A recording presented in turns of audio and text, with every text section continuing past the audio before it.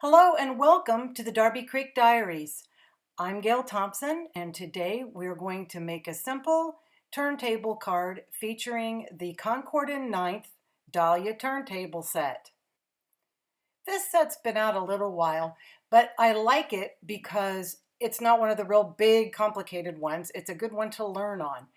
You have to set your stamp up just once, and there's a diagram there on the back. And all you do is line it up. Now it looks kind of funny because I think the angle of my camera, it really is even. But all you do is just line up the stamp, and then you find your center by drawing your lines right where their lines are. And then you take your paper that you're going to stamp on, and on the back, you're going to make an X so that you will find the center there as well. Plus you'll have the cross lines to follow. And it really is good to use a MISTI for this or some kind of a stamp positioner. So I'm just going to tape this down and lay the stamp back on top with the printing side down and pick it up with the MISTI. And then just flip the cardstock over. That's Neenah 110 pound solar white. And now we're ready to stamp. So you start off, I'm putting some Versamark ink because I haven't used this set before. Now I'm just going to start with my first color.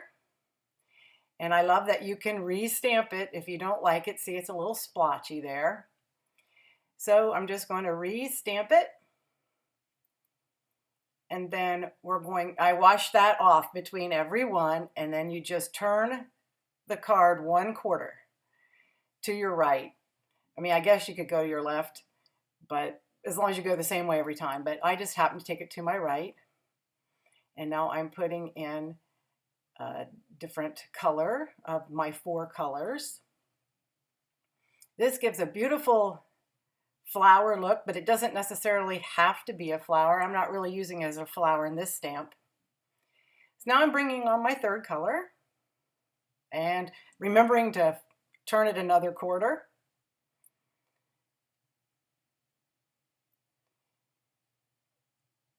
And I pretty much am double stamping every one of these. And I'm just using various inks. That looks like that came from a Hero Arts kit. But you can pick whatever palette you want. I just want something kind of springy, and I happen to have these out already anyway. And that would be the final time. And now I'm going to make a background card stock, with a little bit of texture. And this is just a basket weave die, or not die, embossing pad. And I put my machine on the 2nd tab, but you may have different instructions, but just do it for your embossing pad, your embossing folders, and they'll give you the instructions right on it. And then look at this beautiful texture. I wanted a little something going on, but not something that would take away from the pretty flower. And there is my card base, which is also Neenah 110. And I'm just going to trim this down so that it's just a little bit smaller than 4 1/4 by 5 1/2.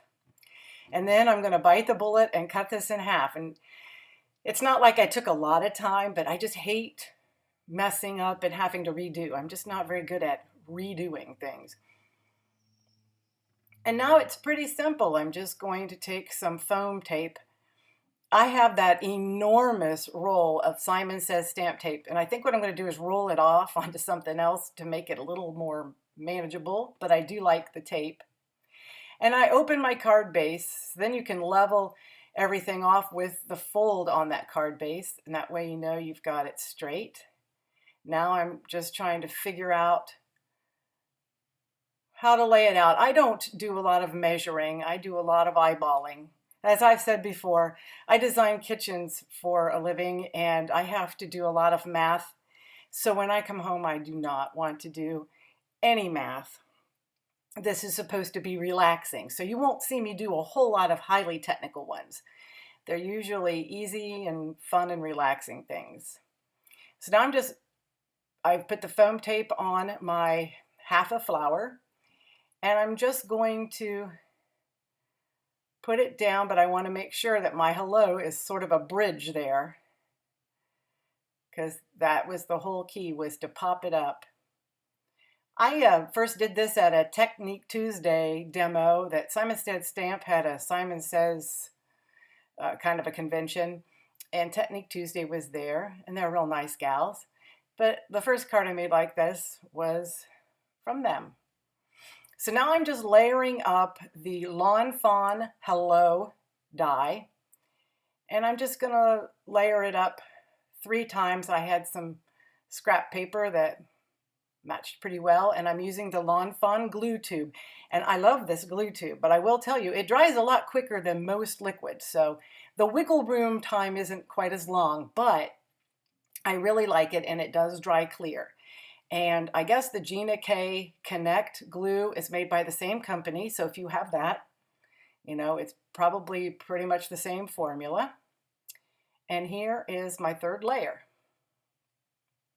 I love the font on this hello. It's very cheerful, not real fussy.